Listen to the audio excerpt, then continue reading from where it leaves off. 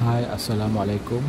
Hari ini saya nak share 12 kelebihan kita menderma darah.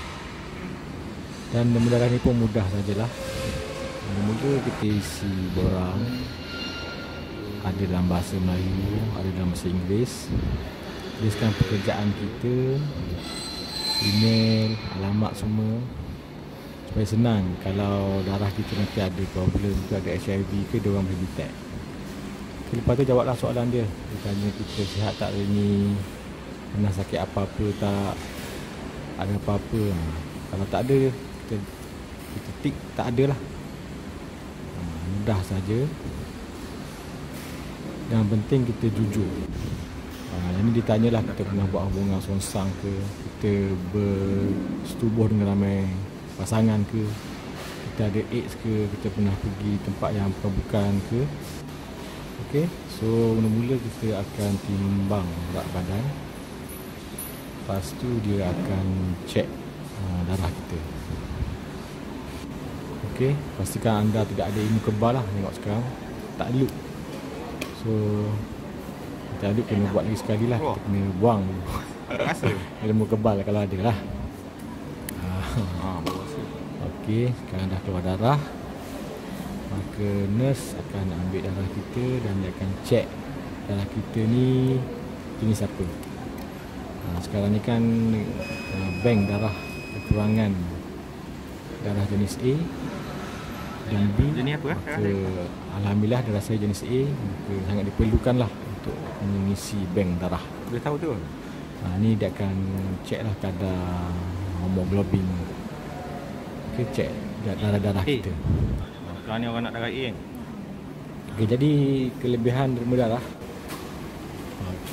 Pertama, satu baik darah kita ni boleh menyelamatkan hingga 3 nyawa. Okey, ada juga kajian. Yang kedua, ada juga kajian mengatakan derma darah boleh mengurangkan risiko sakit jantung. Okey. Okey. Yang ketiga,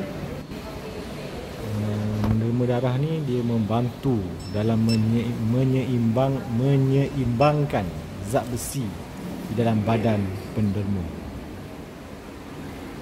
Okey, yang keempat, ada kajian menderma darah juga mengurangkan risiko terhadap penyakit kanser. Okey. Kajian lain yang kelima,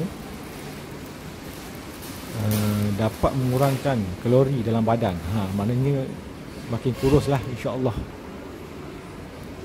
Tapi saya pernah juga derma darah. Lepas derma darah ni badan makin naik. Bukan apa, makan free, so makan banyak. Tak bawa. Okey. Yang keenam, kelebihan derma darah dapat menggantikan sel-sel darah yang baru, lalu mengekalkan kecergasan dan menjadikan penderma lebih produktif dalam melakukan kerja.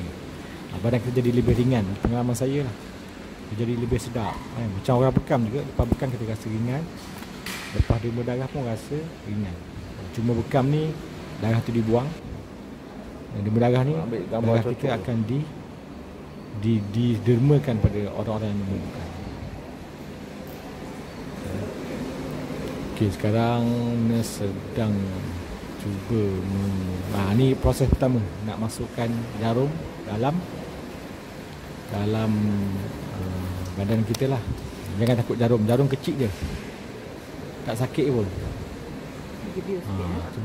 Cuba tengok jarum kecil je. Kecil je jarum tu. Itu namanya jarum bius. Tak nak bagi sakit, dia tak bius sikit.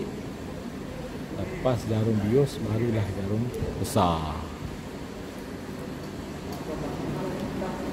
Okey, jangan takut. Tak besar mana pun. Masuk. Sedap dia masuk ni. Okey, terus darah kita keluar. Terus darah kita keluar. Alhamdulillah, dapat menyumbang darah. Okey.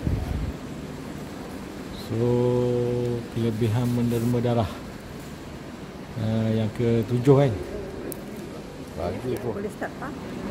Okey, sekejap sebelum tu tangan, lepas tu tangan tu kita kena pump lah supaya darah tu lebih laju mengalir keluar. Okey, kelebihan yang ketujuh,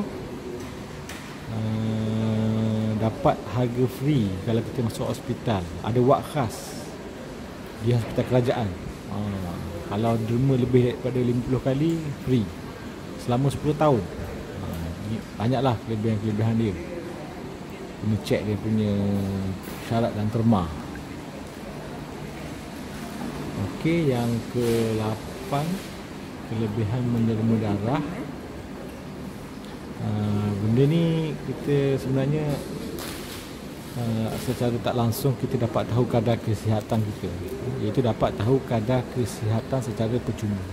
Sebab bila kita derma darah dan dia akan cek darah yang dekat mama nanti, kalau kita ada darah tinggi, kencing manis, HIV, syfilis, apa semua penyakit, dia akan hubungi kita kan. Benda ni kalau kita pergi hospital kena cas mahal nak cek darah. So kalau kita derma ni, insya-Allah dia akan detect. Dan ada kawan-kawan saya pernah lepas derma darah, 3 hari hospital telefon, dia ada masalah darah dia. So dapatlah dia melakukan pencegahan. Jadi tapi kita bukanlah datang sahaja nak test darah, kita nak derma. Tapi ni adalah kelebihan menderma darah, iaitu dapat tahu kadar kesihatan secara percuma.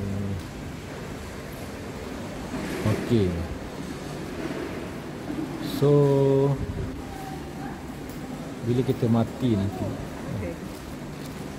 tertutuplah peluang ibadah.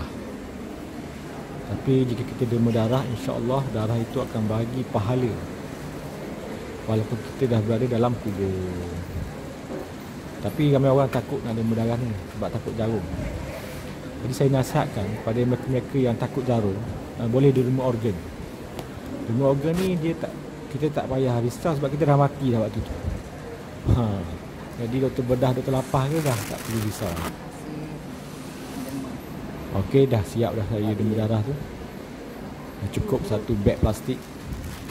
Mana kuning tu darah A. Jangan dia nak cabut lah.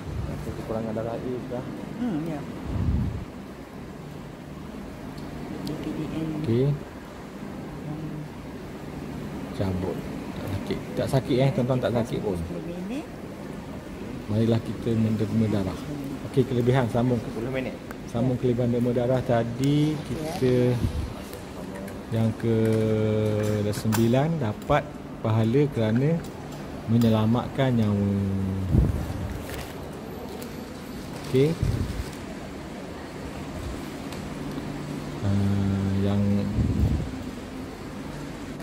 Yang ke-10, kalau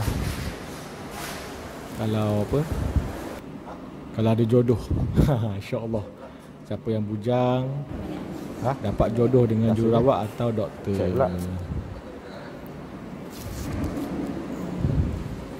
Kita ada Okey. dapat tadi darah lah. So jangan takut derma darah, marilah kita derma darah. Okey. Okey. Okey, yang ke-11 dapat makan free. Biasa-biasa orang akan bagilah kita roti ke biskut ke air masak ke, dapat makan free. Terima kasih kerana menderma darah. Dan yang ke-12, ada setengah tempat dia bagi cendera hati. Contoh ni bagi tuala, bagi beg, bagi botol Tupperware. Okey. Jadi insya-Allah jangan takut derma darah. Jadi selamat menderma. Terima kasih kerana menonton. Sila like, subscribe video saya. InsyaAllah ada apa info yang bermanfaat saya akan share. Assalamualaikum. Woha.